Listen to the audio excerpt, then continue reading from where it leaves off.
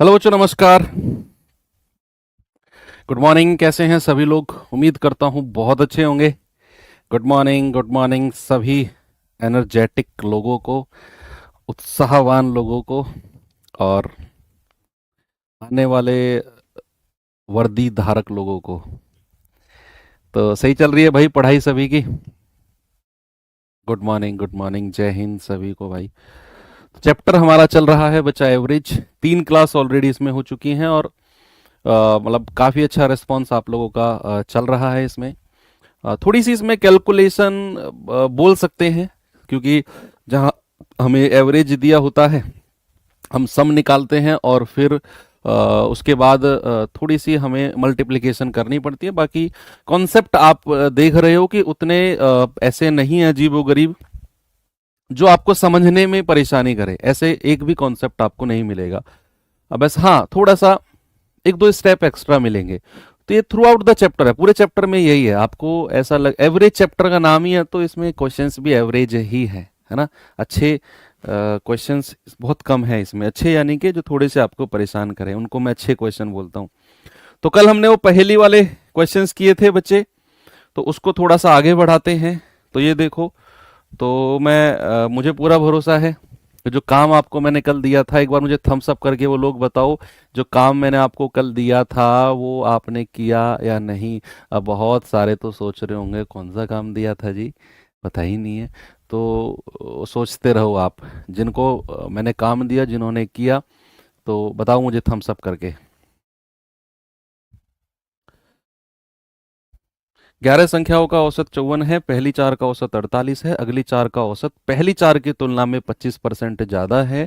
नौवीं संख्या 11वीं से 8 अधिक है, 10वीं संख्या 11वीं से 4 अधिक है। नौवीं और 10वीं का औसत बताओ क्या होगा। अरे वाह, बहुत सारे बच्चे। देख लो, जो लोगों ने नहीं किया ना वो काम जो मैंने दिया था, इतने सारे थम्स अप आ रहे हैं और ये बहुत आगे निकल जाएंगे आपसे धीरे धीरे धीरे धीरे।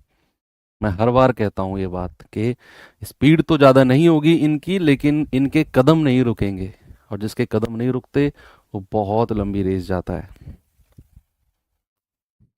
भाई 11 संख्याओं का औसत कितना है? 54। तो 11 का सम यानी कि योग कितना हो जाएगा? 11 गुणा 54। 11 चौक 44, 11 पंजे 55, 55 और 4 59, यानी कि 11 संख्याओं का योग सम हो जाएगा 594 हो जाएगा। अब कह रहा है कि पहली चार का औसत कितना है? 48। तो पहली चार का सम कितना हो जाएगा? आप कहेंगे 4 गुणा 48, यानी कि 4 × 8 = 32 हासिल का 3, 4 चौक 16 और 3 19। तो बच्चे पहली चार का एवरेज अगर 32 है, 48 है, तो सम कितना होगा? 192। अब कह रहा है जो अगली चार हैं उनका औसत पहली चार की तुलना में 25% ज्यादा है। पहली चार की तुलना में पहली चार का एवरेज कितना? 48। तो उससे 25% ज्यादा। उससे क्या? 25% ज्यादा। तो भैया अगली चार का औसत कितना है? 48 का अगर मैं 25% ज्यादा करता हूं तो क्या मैं 125% करता हूं? भाई किसी भी संख्या को अगर मैं बोलूं कि ये 25% बढ़ा दो, तो वो कितने परसेंट हो जाएगी? हमेशा याद रखना 100 में ऐड कर देते हैं। अगर उसने बोला 25% अधिक, मतलब 125%।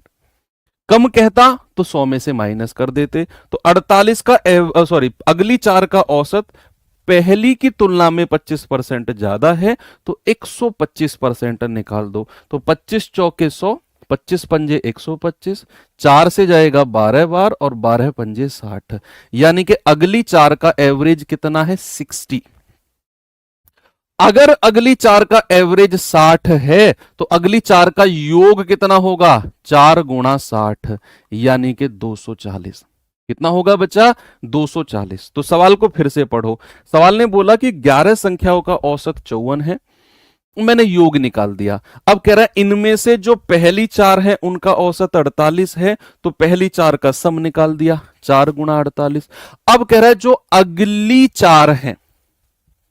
अगली चार है उनका औसत पहली चार से 25% ज्यादा है। तो पहली चार का 48 है, 25% ज्यादा यानी कि 125%। तो अगली चार का औसत है 60। तो योग कितना हो जाएगा, 4 गुणा 60 यानी कि 240। तो टोटल 4 और 4 कितनी हो गई, 8 संख्या। और 8 का सम कितना हो गया, 8 का योग कितना हो गया बच्चा। आप कहेंगे सर जोड़ दो, 9 और 4 13, 2 और 1 3 और 1 4। ये 432 हो गया। कितना हो गया, 432। ये 432 क्या है, ये 432 8 संख्याओं का योग है, 8 संख्याओं का सम है। लेकिन मेरे पास संख्या कितनी थी, टोटल 11। अरे भाई 11 संख्या थी और आप तो केवल 8 संख्याओं की ही बात किए हो सर।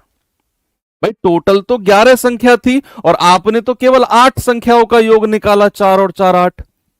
अभी भी 3 संख्या बची हुई है, अभी भी 3 संख्या बची हुई है। तो अगर 3 संख्या बची हुई है तो भैया कौन कौन सी संख्या बची हुई है इसमें लिखेगा, 9वीं संख्या, 10वीं संख्या और 11वीं संख्या।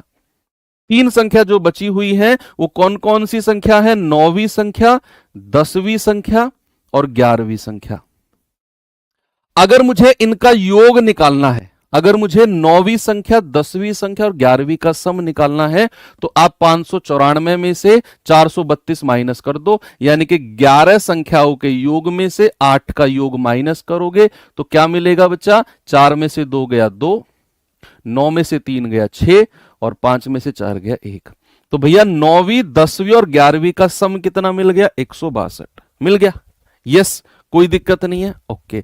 अब 9वीं, 10वीं और 11वीं संख्या को एक पहेली के रूप में दिया है, एक पजल के रूप में दिया है। उसने बोला है 9वीं संख्या जो है वो 11वीं से 8 ज्यादा है और 10वीं संख्या जो है वो 11वीं से 4 कम है। भैया यहां पर 9वीं संख्या ने और 10वीं संख्या ने मिलकर अपना कंपैरिजन किससे किया, 11वीं संख्या से। देखो 9वीं संख्या 11वीं से 8 ज्यादा है और 10वीं संख्या 11वीं से 4 ज्यादा है। तो क्या मैं 11वीं संख्या को कुछ मान लूं अपनी तरफ से, क्या मैं 11वीं संख्या को अपनी तरफ से कुछ मान लूं। आप कहेंगे मान लो सर, आपने 11वीं संख्या को अपनी तरफ से ए मान लिया, 11वीं संख्या को अपनी तरफ से ए मान लो। अब सवाल कहता है 9वीं संख्या 11वीं से 8 ज्यादा है, तो अगर 11वीं संख्या ए है तो 9वीं कितनी हो जाएगी, ए प्लस 8। कितनी हो जाएगी बच्चा, 9वीं संख्या ए प्लस 8। और सवाल कहता है जो 10वीं संख्या है वो 11वीं से 4 ज्यादा है। अगर 11वीं ए है तो 10वीं कितनी हो जाएगी, 4 ज्यादा यानी कि ए प्लस 4। जैसा सवाल ने बोला मैंने वैसा ही किया। मुझे पता चला 9वीं संख्या ने अपनी तुलना, अपना कंपैरिजन 11वीं से किया है और 10वीं संख्या ने भी अपनी तुलना, अपना कंपैरिजन 11वीं से किया है। 9वीं और 10वीं दोनों ने मिलकर 11वीं संख्या से अपना कंपैरिजन किया। तो मैंने 11वीं संख्या को ए मान लिया, फिर 9वीं संख्या 11वीं से 8 अधिक ए प्लस 8, 10वीं संख्या 11वीं से 4 अधिक ए प्लस 4। बस अगर आप इन तीनों को जोड़ते हो तो 162 के बराबर होना चाहिए। 3a प्लस 8 और 4 12 बराबर 162। यहां से हम कहेंगे 3a बराबर कितना आ गया, 162 में से 12 माइनस कर दो, ये आ जाएगा 150। a बराबर कितना हो जाएगा, 150 बटा 3, 50। ए की वैल्यू कितनी आ गई, 50। अब ए की वैल्यू 50 आ गई, बस फिर तो किसी की भी वैल्यू निकाल दो। आप कहेंगे सर a प्लस 8 कितना हो जाएगा, 50 प्लस 8 यानी कि 58। a प्लस 4 कितना हो जाएगा, a प्लस 4 50 प्लस 4 यानी कि 54। और a तो फिर हमारा 50 है ही है। अब आपसे उसने क्या बोला है कि भैया 9वीं और 10वीं का औसत, तो 9वीं कितनी है 58, 10वीं कितनी है 54। तो भैया 58 प्लस 54 बटा 2, कितना आंसर आ जाएगा, 8 4 12, 5 5 10 और 11 बटा 2। आप कहेंगे सर 56। तो 9वीं और 10वीं का एवरेज कितना आ गया, 56, यानी कि ऑप्शन नंबर सी। ये बहुत महंगे सवाल हैं जो आप आज कर रहे हो, बहुत इंपॉर्टेंट सवाल हैं। अब आपके छोटे छोटे डाउट जो क्वेश्चन कमेंट में मैं देख पा रहा हूं, इस क्वेश्चन में मैं उनको आंसर देना शुरू करता हूं। छोटे छोटे इसी क्वेश्चन में जो आपके छोटे छोटे डाउट है कि जी ये कैसे आया वो कैसे आया, मैं आपको उनके आंसर देता हूं। एक बच्चे का 162 कैसे आया, कौन सा? देखो 11 का टोटल संख्या एवरेज 55 था, 594 आ गया। मैं पूरा क्वेश्चन रिपीट कर रहा हूं। चार, अब कह रहा है इन्हीं 11 में से जो पहली चार हैं उनका औसत 48, तो योग आ गया 192। अब कह रहा है अगली जो चार हैं उनका औसत पहली चार की तुलना में 25% ज्यादा है। पहले मुझे एक बात बताओ, पहली चार का औसत कितना है? 48। अगर कोई सवाल कहता है कि 10% ज्यादा, 10% ज्यादा, तो हमेशा याद रखना आपको 100 में 10 जोड़ देना है, आपको 110% निकालना है। मान लो आपसे कोई कह दे 10% कम, तो आपने क्या करना है? 100 में से 10 माइनस कर देना है, 90% निकालना है। आपसे कोई कह दे 25% ज्यादा, तो आपने क्या करना है? 100 में 25 जोड़ देना है, 125% निकालना है। और परसेंट का मतलब होता है बटा 100। किसी भी संख्या के साथ अगर ये परसेंट का साइन लग रहा है उसका मतलब होता है बटा 100। तो पहली चार का औसत कितना है? 48।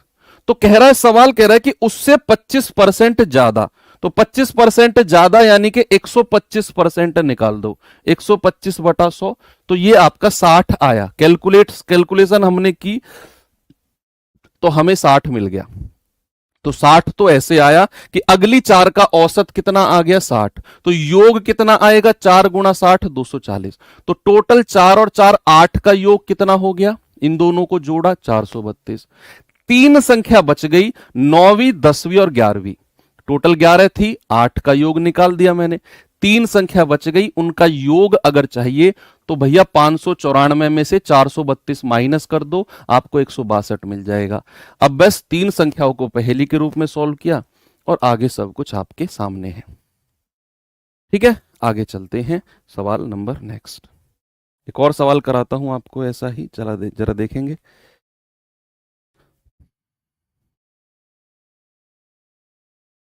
बताओ भाई जल्दी से इसका जवाब।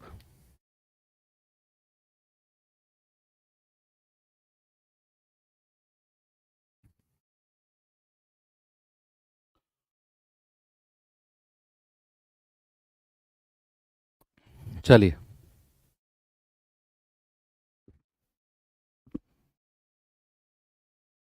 कह रहा 12 संख्याओं का औसत 55.5 है। पहली चार का औसत 53.4, अगली चार का औसत 54.6। कह रहा 10वीं संख्या 9वीं से 3 अधिक है, लेकिन वही 10वीं संख्या 11वीं और 12वीं संख्या से क्रमशः 2 और 3 कम है। यहां चार संख्याएं हैं जो अननोन है। कह रहा 10वीं और 12वीं का औसत क्या होगा?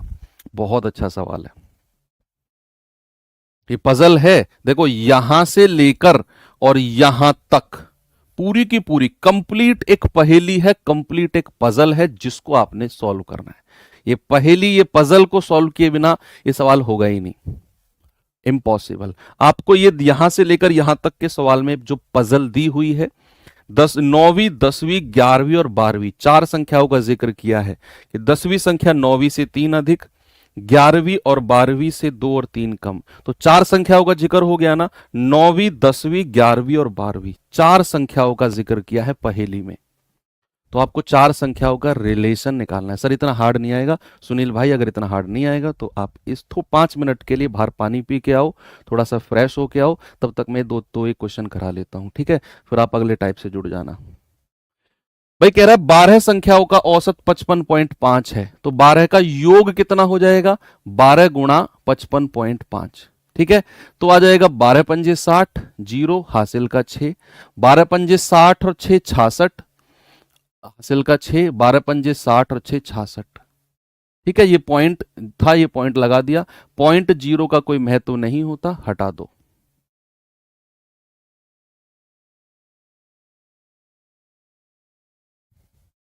ठीक है, हो गया। अब ये तो टोटल 12 संख्याओं का योग आ गया। अब कह रहा है कि पहली चार का औसत 53.4 है। पहली चार का औसत, पहली चार का औसत 53.4 है, तो पहली चार का योग कितना हो जाएगा? 53.4 गुणा 4, 4 चौके 16 हासिल का 1, 4 तिया 12 और 1 13 हासिल का 1, 4 पंजे 20 और 1 21, 213.6। 213.6। ओके, अब कह रहा है कि अगली चार का औसत 54.6 है, तो अगली चार का योग कितना हो जाएगा?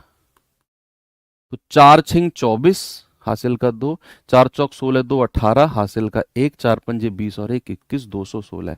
भैया संख्या तो मेरे पास 12 थी, लेकिन मैंने तो 4 और 4 8 का ही योग निकाला है।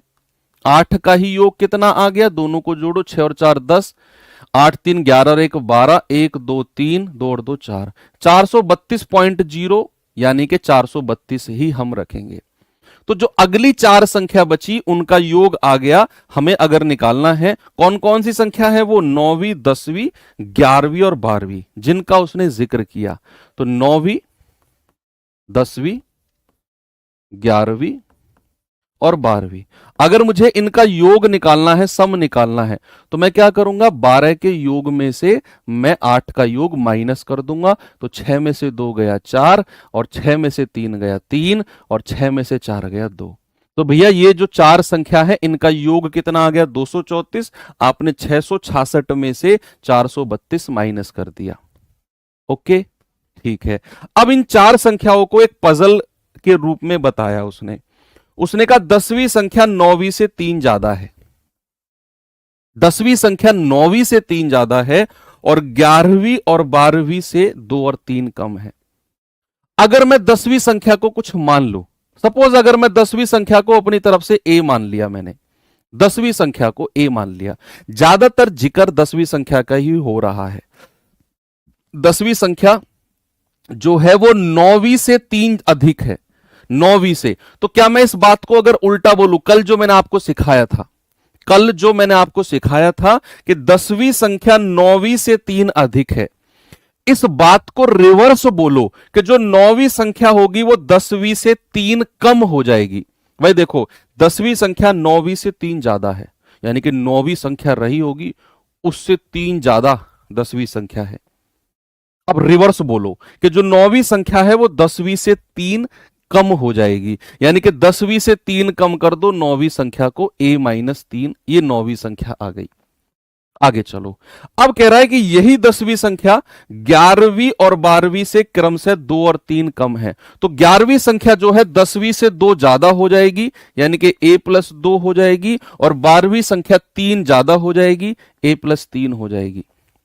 भाई उसने ऐसा ही तो बोला कि जो 10वीं संख्या है वो 11वीं से तो 2 कम है, और यही 10वीं संख्या 12वीं से 3 कम है। तो 11वीं संख्या तो 2 ज्यादा हो जाएगी इससे, और 12वीं संख्या 3 ज्यादा हो जाएगी इससे। तो a+2 और a+3, इन सबको जोड़ा तो मुझे किसके बराबर मिलना चाहिए? 234 के बराबर। 2 3 4 जोड़ेंगे, 1 2 3 4 4a, 3 से 3 कट गया, बचा कितना? प्लस का 2 बराबर 234। ये 2 उधर जाकर माइनस हो जाएगा, तो 4a कितना बचेगा? 232। तो 4 से कटेगा, 4 पंजे 20, 3 4 अट्ठे 32। तो a बराबर कितना आ गया? 58। उसने आपसे क्या बोला है? उसने बोला है 10वीं और 12वीं का औसत।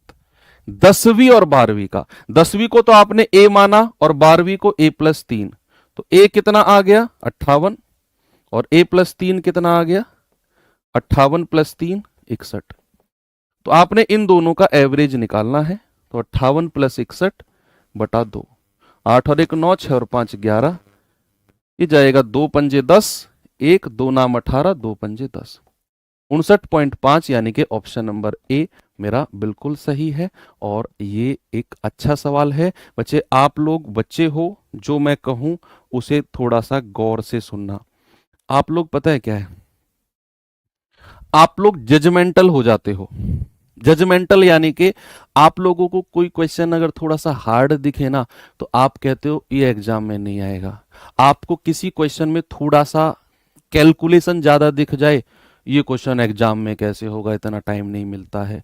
जजमेंटल यानी कि आप जिस स्टेज पर आज सीख रहे हो, आप जजमेंटल होकर आप इसका अपने हिसाब से आइडिया लगाकर सीधा एग्जाम हॉल में जाके बैठ जाते हो कि ये यहां पे एग्जाम हॉल में। अरे भैया, एग्जाम हॉल में बैठने में आपका बहुत समय है, अभी बहुत समय।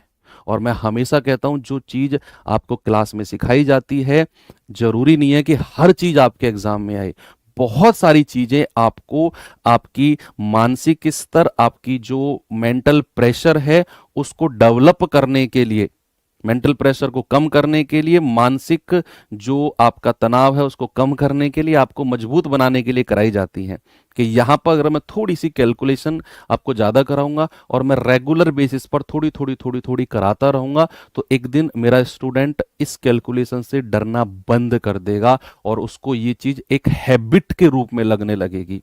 मैं आपको आसान क्वेश्चन कराऊं, एग्जाम में थोड़ा अच्छे लेवल का आ जाए, आप डर जाओगे, लेकिन मैं यहीं पर आपको थोड़े थोड़े थोड़े थोड़े कैलकुलेटिव क्वेश्चन रोज बेसिस पे कराता जाऊं तो मेरा स्टूडेंट एग्जाम में बैठ के हंसेगा, अरे इससे हार्ड क्वेश्चन तो हम अपना करके आए हैं क्लास में। ये मेरा मोटिव है ना। तो आप उस चीज को एक पॉजिटिव रूप में लिया करो आगे से। ओके, अभी शुरुआत है, हम सीख रहे हैं। जो चीज आपको नहीं पता मैं हूं आपको बताने के लिए, टेंशन लेने की जरूरत बिल्कुल नहीं है। टाइप होता है यहां पर खत्म और एक आसान सा टाइप अब हम शुरू करते हैं, बिल्कुल आसान सा, बहुत ही मैं कहूंगा चौथी पांचवी क्लास वाला बच्चा भी इसे कर देगा अगर उसने ये देख लिया तो। पांचवी क्लास का बच्चा भी 100% गारंटी ले रहा हूं, देखना बस आप। अब सवाल क्या है कि सॉरी कॉन्सेप्ट क्या है। मान लो मैं यहां पर कोई संख्या लिख रहा हूं, मैंने लिखा 10, 12, 8, 4 और 6 और मुझे बताओ इनका एवरेज क्या होगा जल्दी से। बहुत ज्यादा स्पीड होनी चाहिए आपकी, इतनी स्पीड होनी चाहिए कि अगर किसी में आपका धक्का लग जाए ना तो बहुत दूर जाके पड़े वो, इतनी स्पीड होनी चाहिए इस सवाल में आपकी सॉल्व करने की। भैया 10, 12, 8, 4 और 6 का एवरेज मुझे बताओ क्या होगा। आप कहेंगे सर सबको जोड़ दो और जोड़कर जितनी संख्या है आप उससे डिवाइड कर दो। आप कहेंगे 10, 12, 22, 8, 30, 4, 34, 40/5 यानी कि एवरेज आ गया कितना, 8 आ गया।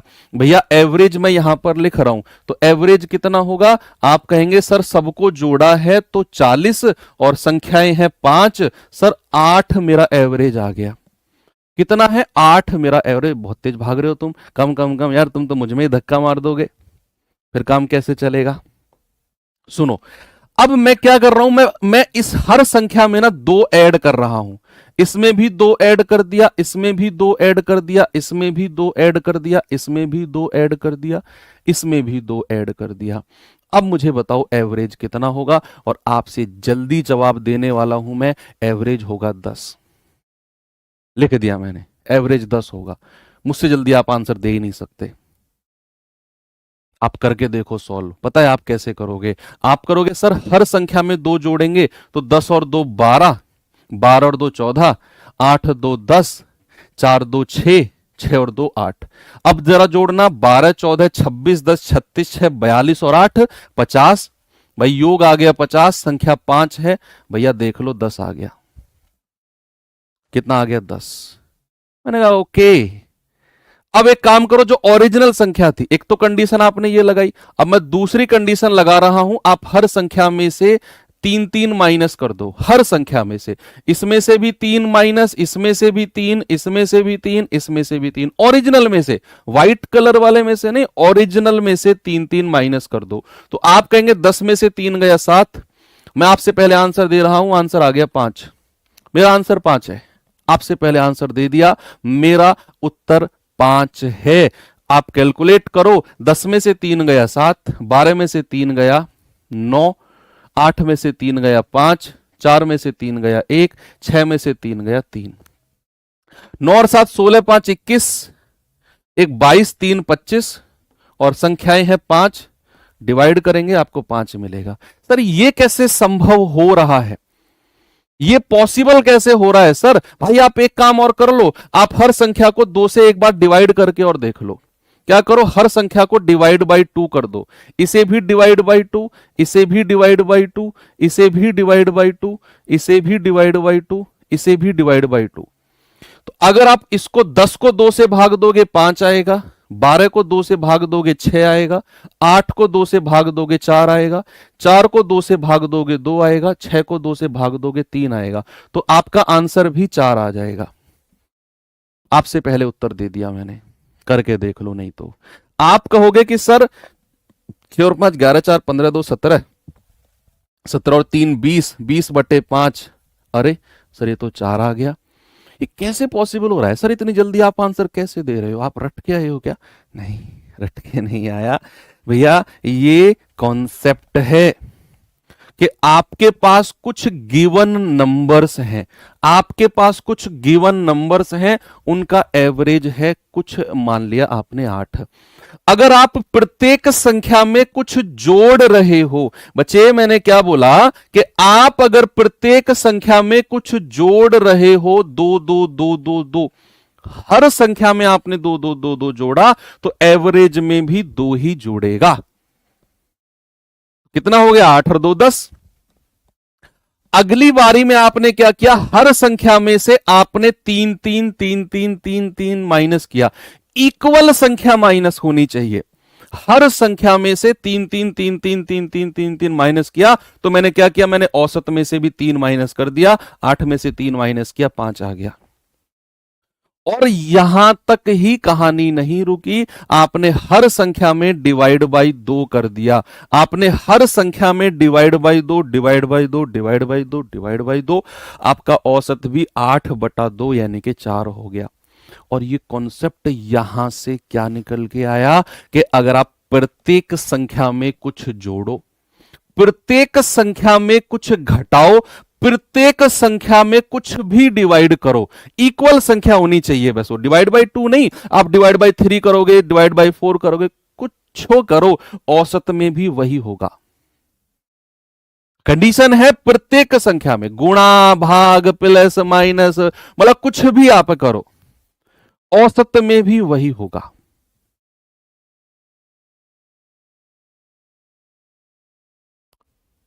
ओके, औसत में भी वही होगा। गुणा करोगे तब भी आएगा, आप गुणा कर लो, आप 2 से गुणा कर लो, इसको इसको इसको इसको, आपके पास रफ कॉपी है, पेन है, आप करो ना यार, मुझसे क्यों इतना काम कराते हो तुम? गुणा कर लो, आंसर भी 8 दूनी 16 हो जाएगा। गुणा 2 करोगे, अलग अलग नंबर घटाने पर नहीं, फिर वो कॉन्सेप्ट नहीं रहेगा, वो कॉन्सेप्ट नहीं रहेगा। आप कह रहे हो सर अलग अलग नंबर जोड़े, तो फिर वो कॉन्सेप्ट नहीं है। कॉन्सेप्ट जो मैं कह रहा हूं वो यही कॉन्सेप्ट है कि प्रत्येक संख्या में अगर बराबर संख्या जोड़ते हो, औसत में भी जुड़ेगी, गुणा करते हो औसत में भी गुणा होगी, माइनस करते हो औसत में भी माइनस होगी, भाग करते हो औसत में भी भाग होगा। अब अगर मैं इस बात को थोड़ा रिवर्स बोलूं, देखो ये सीधी सीधी बात आपको समझ में आ गई, इसके ऊपर बहुत आसान क्वेश्चन है, मैं आपको 4 4 करा देता हूं, 2 2 3 3 क्वेश्चन, लेकिन इस बात को रिवर्स भी हमें सीखना है। और जैसे ही आप इस बात का रिवर्स सीखोगे, औसत चैप्टर के जो बचे हुए टाइप्स है ना, बचे हुए जो जितने भी टाइप्स बचे हुए हैं औसत चैप्टर के सारे एक चुटकी में थेनोस की तरह सीख जाओगे आप। इस बात को बस उल्टा अगर आपने सीख लिया, आपके दिमाग में सीधी बात समझ में आ गई कि हर संख्या में जोड़ा औसत में जुड़ गया, गुणा किया औसत में गुणा हो गया, माइनस किया औसत में माइनस हो गया, डिवाइड किया औसत में माइनस हो गया। रिवर्स एक बार हमने ये बात सीखी, सीखेंगे बहुत डिटेल में सीखेंगे, लेकिन पहले इसके ऊपर क्वेश्चन कर लेते हैं। जल्दी से मुझे इसका आंसर बता दो, जल्दी से आप बच्चा आंसर बताएंगे मुझे।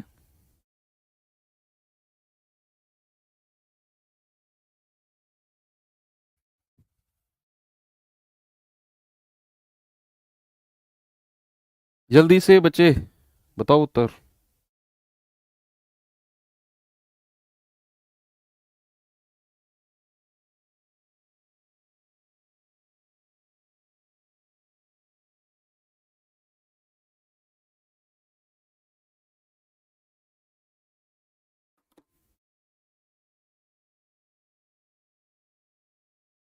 Very good. 19 संख्याओं का औसत 31 है। ये वर्ड देखो, प्रत्येक संख्या में क्या जोड़ा जाए कि सभी का औसत 39 हो जाए। भाई और एवरेज, पुराना एवरेज कितना था? 31। नया एवरेज कितना हो गया? 39। यानी कि औसत कितना बढ़ा है? औसत बढ़ा है 8। अब ऐसा सोचो, अगर औसत 8 बढ़ा, तो अब हम रिवर्स सीखेंगे। ये क्वेश्चन, पहला ही क्वेश्चन रिवर्स का आ गया, पहले हम रिवर्स सीखते हैं। आप ऐसा सीखो, अगर औसत 8 से 10 हुआ, अगर अगर औसत 8 से 10 हुआ, मतलब जितनी भी संख्याएं रही होंगी सब में +2 +2 +2 हुआ होगा, तभी औसत 8 से 10 हुआ है। ये रिवर्स मैं सिखा रहा हूं। मान लो अगर औसत आपका 8 से 5 हुआ है तो कितना माइनस हुआ है? आप कहेंगे सर 3 माइनस हुआ है, मतलब जितनी भी संख्याएं रही होंगी सब में -3 -3 -3 हुआ होगा।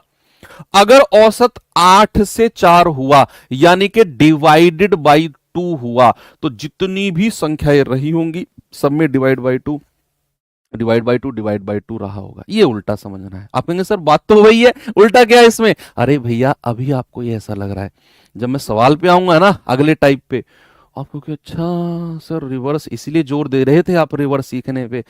ध्यान रखना, इस बात को याद दिलाऊंगा आपको मैं, वहां रिवर्स वाली बात। अभी फिलहाल इस पे आ जाओ कि भैया औसत 31 से कह रहा है क्या संख्या प्रत्येक में जोड़ा जाए कि औसत 39 हो जाए। भैया औसत हमारा 8 प्लस हुआ, मतलब प्रत्येक संख्या भी +8 +8 +8 +8 +8 हुई होगी, तो हमारा आंसर आ गया ऑप्शन नंबर ए। तो हम कहेंगे प्रत्येक संख्या भी क्या हुई है? प्रत्येक संख्या भी प्लस का 8 हुई है।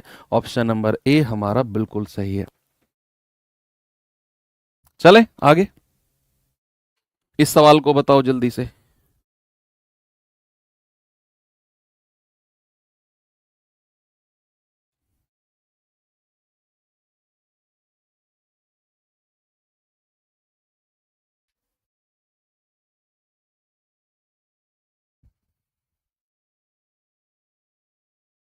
सवाल है 8 संख्याओं का औसत कितना है? 12। प्रत्येक संख्या में 2 की वृद्धि कर दी जाए तो नई संख्याओं का औसत। अरे भैया भैया पुराना औसत कितना है? 12। अगर प्रत्येक संख्या में 2 की वृद्धि कर रहा है तो नया औसत भी कितना हो जाएगा? प्लस का 2 होके कितना हो जाएगा? 12 और 2 14 हो जाएगा, नया औसत भी 14। आप कहेंगे वाह सर मजा आ गया, ऑप्शन नंबर डी। मैंने बोला था ना 5वीं क्लास का बच्चा भी कर लेगा। है ही क्या इसमें? कितना हो जाएगा? 14, क्योंकि उसने प्रत्येक संख्या में 2 जोड़ा, तो एवरेज भी 2 आपका प्लस हो गया। आगे बढ़ो, ये सवाल का जवाब बताओ।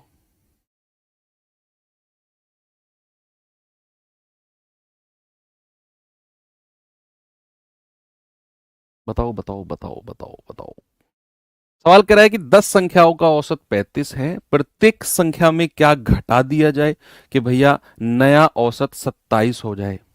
प्रत्येक संख्या में क्या घटा दिया जाए? 10 संख्याओं का एवरेज कितना है? आप कहेंगे सर एवरेज है 35।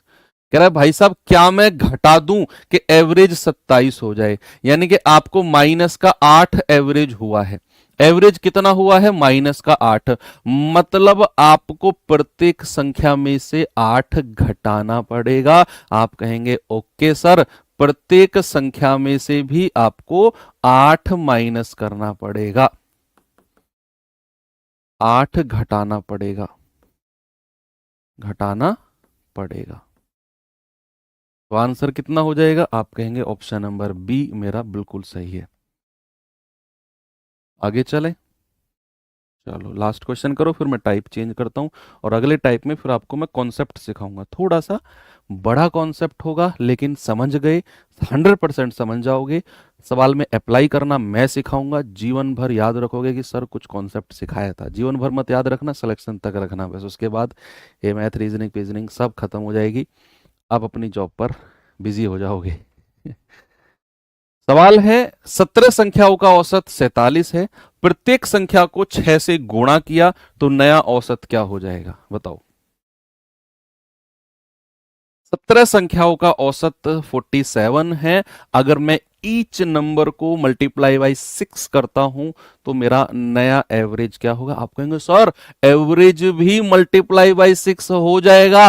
अरे हाँ भैया, पुराना औसत कितना है? पुराना औसत 47 है। पुराना औसत कितना है? 47।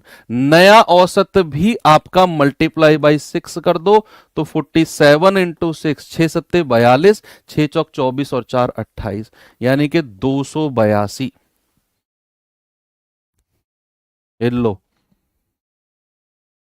हो गया रिलैक्स दिमाग जो पीछे के पिछले वाले टाइप में हैंग हो गया था, अब रिलैक्स हो गया वो।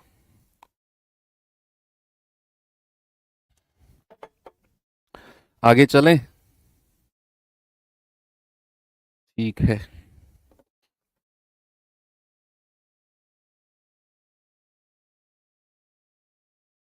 चलो अब हम अपने अगले टाइप की तरफ चलते हैं, टाइप नंबर 6। और टाइप नंबर 6 में आपको मैं कॉन्सेप्ट सिखाता हूँ। अगले 10 से 12 मिनट कुर्सी की पेटी बांध लो और पेन को साइड में रख दो, दोनों हाथ ऐसे लगा लो चिन पे और बड़े गौर से देखना। बहुत इंपॉर्टेंट चीज़ बताऊंगा, बिल्कुल देसी अंदाज में सीखेंगे, ऐसा नहीं बुक की लैंग्वेज, प्रैक्टिकल आपके आस पड़ोस की लैंग्वेज में, आपको जो जो रेगुलर लैंग्वेज में बात करते हो, सीखते हो, सुनते हो, उसी लैंग्वेज में आप मैं बताने वाला हूँ। सर हम तो बहुत ही ज़्यादा बेकार लैंग्वेज में बात करते हैं, उसमें नहीं बता पाऊंगा। मतलब समझो आप मेरी बात को। आप ऐसा मानो कि ये कोई क्लासरूम है, ये कोई क्लासरूम है। इस क्लासरूम में मान लो 4 लोग बैठे हुए हैं, 4 लोग बैठे हुए हैं, ये 4 लोग बैठे हुए हैं इस क्लासरूम में। ओके, अब हुआ क्या, यहां पर 3 केस बनते हैं, 3 केस बनते हैं। एक तो बनता है एंट्री का केस, एंट्री का, नीचे से लिखता हूं एंट्री का। एक बनता है, 2 केस बनते हैं सॉरी, एक बनता है एग्जिट का केस, तीसरा भी बनता है एग्जिट का, और एक बनता है रिप्लेसमेंट का, एक बनता है रिप्लेसमेंट का। एक बनता है एंट्री का केस, एक बनता है एग्जिट का केस, एक बनता है रिप्लेसमेंट का। अभी आपको लग रहा होगा सर ये क्या है, मैं बताता हूं। एंट्री का केस, एग्जिट का केस, रिप्लेसमेंट का, तीनों केस अलग अलग हम पढ़ेंगे। भाई इनका मतलब तो आप जानते हो ना, एंट्री मतलब क्लास में एंटर होना, एग्जिट मतलब क्लास से बाहर जाना, और रिप्लेसमेंट का मतलब क्या होता है, एक गया दूसरा आया। रिप्लेस यानी कि अगर आप दूसरे को रिप्लेस कर देते हो तो आप जाओगे उसकी जगह, वो बाहर निकल जाएगा, that is called replacement. 3 word, प्रतिस्थापन जिसको बोलते हैं। अब सबसे पहले एंट्री वाला, ये तीनों केस सीख लिए ना बच्चे, ये मानो आपका जितना भी चैप्टर एवरेज का बचा हुआ है शॉर्ट ट्रिक से सीख जाओगे। आपको पेन उठाने की भी जरूरत नहीं पड़ेगी, शॉर्ट ट्रिक से सीखोगे। एंट्री के केस में क्या है कि मान लो ये क्लास में 4 लोग बैठे हुए हैं, बाहर से एक बंदा क्लास में एंटर करता है, बाहर से क्या करता है, एक बंदा क्लास में एंटर करता है। अब मैंने बोला ये बंदा एंटर कर रहा है भाई क्लास में, इनका एवरेज मैं कुछ मान लेता हूं, इनका एवरेज वजन, एवरेज वजन मैंने मान लिया, सपोज दैट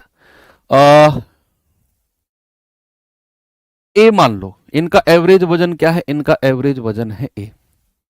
अब आप मुझे बताओ कि एंट्री वाले केस में एक बंदा एंट्री करके गया, अब इसमें एंट्री वाले में भी 2 केस बनेंगे।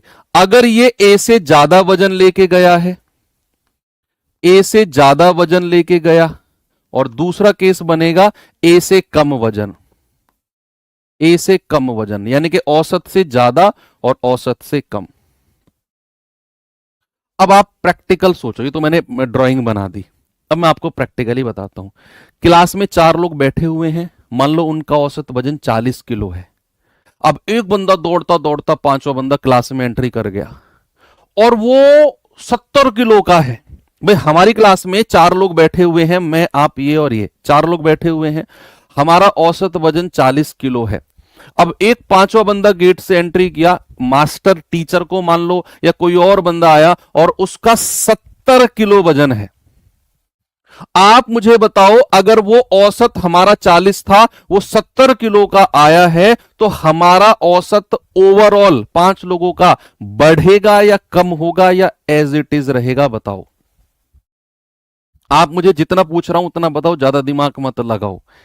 मैं जो पूछ रहा हूं, हमारा औसत वजन 4 लोगों का 40 किलो है पूरी क्लास का, बाहर से बंदा आया 70 किलो का, हमारे औसत से ज्यादा लेकर आया, तो हमारा ओवरऑल वजन 110 नहीं होगा। अरे गलत, बस ये बता दो कितना होगा, मैं कह रहा हूं एक्स्ट्रा दिमाग लगाओ मत। आप ये बताओ 40 से ज्यादा वजन लेकर आया तो औसत बढ़ेगा या कम होगा, बस इस बात का जवाब बताओ कितना होगा, वो आप अभी दिमाग लगाओ ही मत।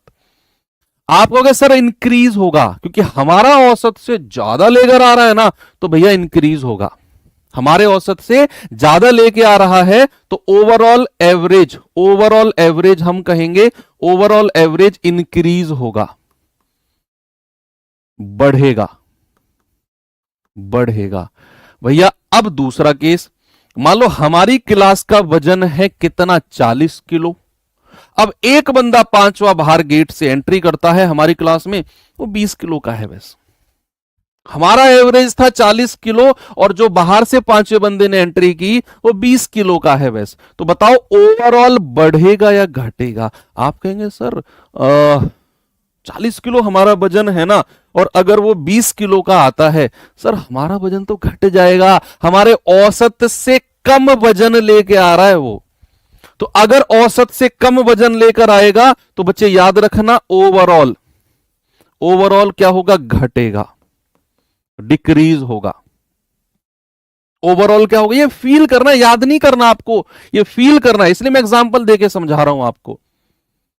फील करोगे लंबे समय तक दिमाग में रहेगा कि एक बंदा बाहर से आया, ऐसे दिमाग में मूवी चलनी चाहिए, उसका वजन 70 किलो है, और हमारे वजन से ज्यादा भारी भरकम आ रहा है यार, हमारा एवरेज तो बढ़ जाएगा। अगर एक 20 किलो का ही आ रहा है, हमारा वजन घट जाएगा। और तीसरा केस, मान लो अगर कोई 40 किलो का ही आ गया, हमारा औसत था 40 किलो, और मान लो अगर कोई 40 किलो का ही आकर बैठ गया, तो औसत पर कोई प्रभाव नहीं पड़ेगा, नो इफेक्ट। औसत जितना वजन लेके आ रहा है कोई प्रभाव नहीं पड़ेगा। तो एंट्री का केस आपको क्लियर हो गया।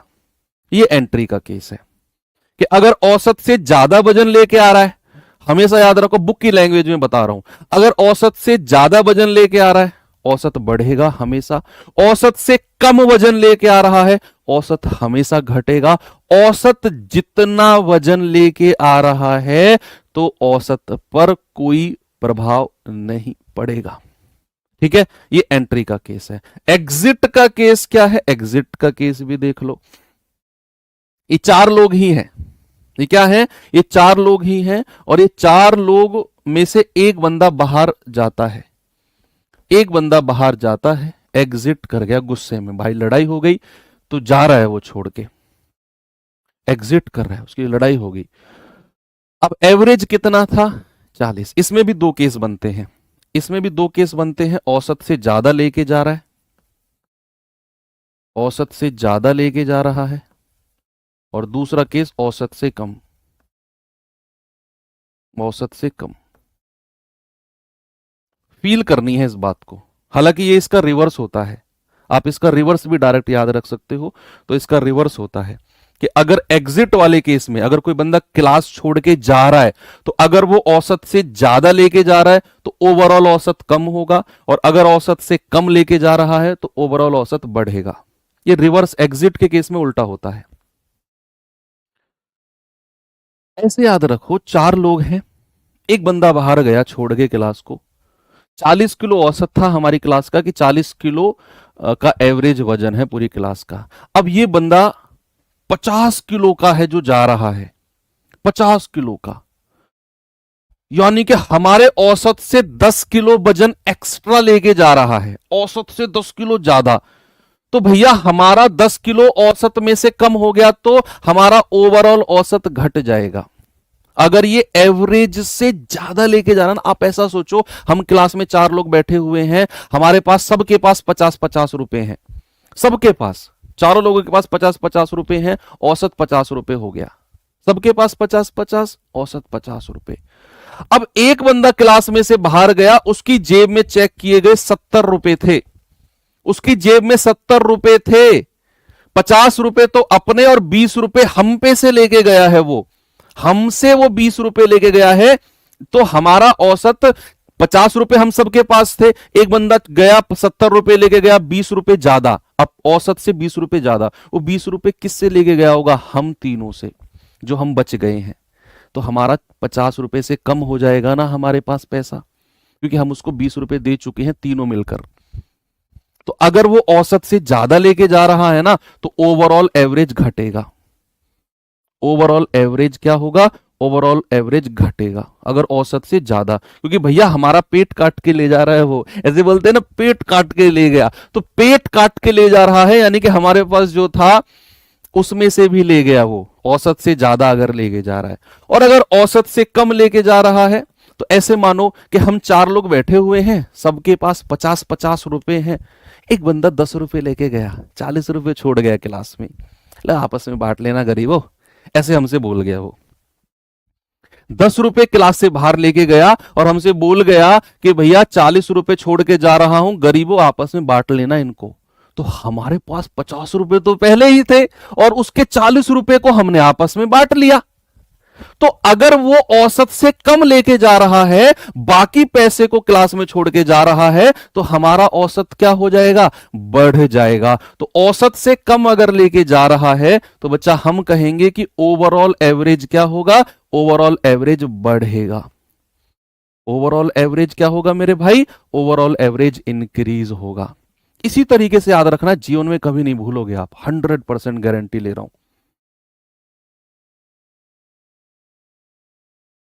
ठीक है, बात क्लियर है इतना। अब तीसरा केस, एंट्री एग्जिट का केस बिल्कुल क्लियर है ना आपको, एक बार 2-3 बार इसको रिवाइज करेंगे ना, और रटना मत, बस प्लीज मेरी रिक्वेस्ट है, रटना मत, रटोगे तो सवाल नहीं कर पाओगे आप। जो एग्जाम्पल से मैं समझा रहा हूं उसी एग्जाम्पल से समझना है आपने। अब रिप्लेसमेंट के केस पे आ जाओ। रिप्लेसमेंट के केस पे यानी कि एक बंदा गया और दूसरा आया, that is called replacement case. एक बंदा बाहर गया, दूसरा वापस आया। अब ऐसा सोचो, यहां भी 2 केस बनेंगे, औसत से कम, जाने वाला औसत से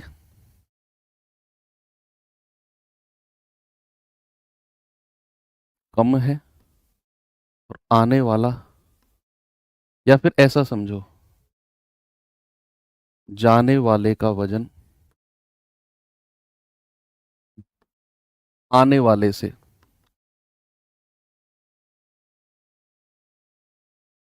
ज्यादा है और कम है। 2 ही केस बन सकते हैं भाई। अब मैं आपको समझाता हूं, मैंने लिखा है, अब मैं समझाता हूं आपको। 4 लोग हम क्लास में बैठे हुए हैं, एक बंदा गया, दूसरा आया, संख्या तो सेम है, यस और नो। भाई 4 लोग बैठे हुए हैं, एक गया दूसरा आया, संख्या तो नहीं चेंज हुई, 4 की 4 रहेगी। लेकिन अब हम चारों का पहले जो 4 थे, हमारा वजन कितना था, बोलो, आप बोलो, हाँ कितना था, आप कहेंगे सर 40 किलो वजन था हमारा।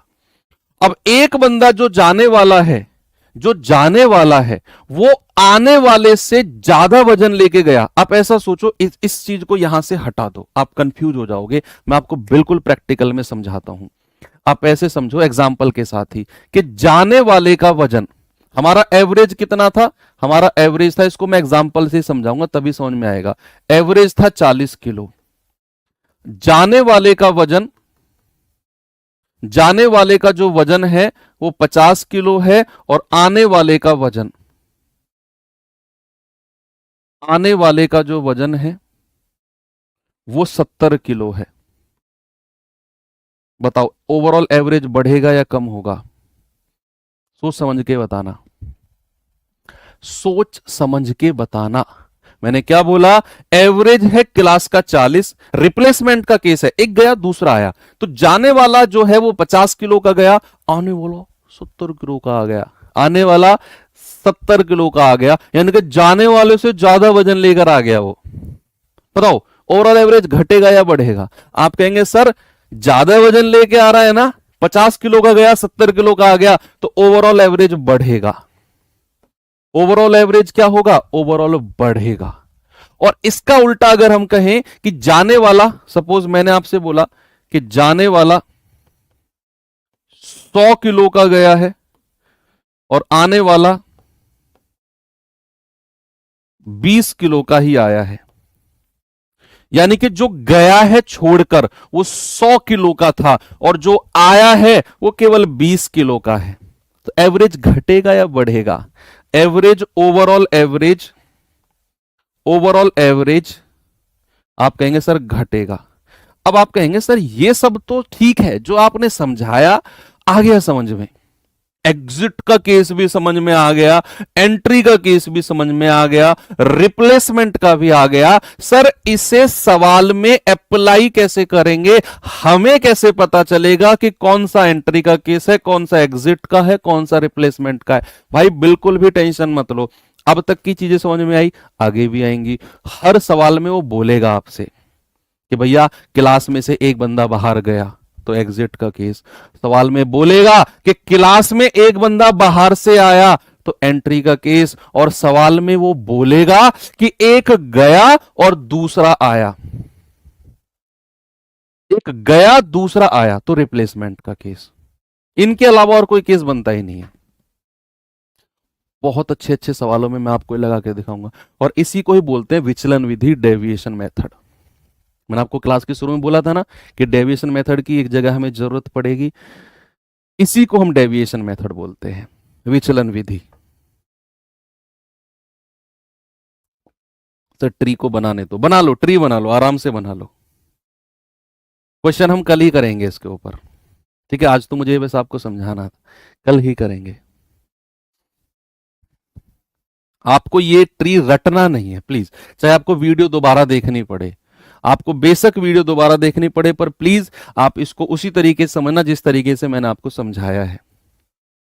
आप रटोगे एक एक तरफ से कॉपी में लिखकर तो कोई फायदा नहीं होगा, सवाल में फिर अटक जाओगे।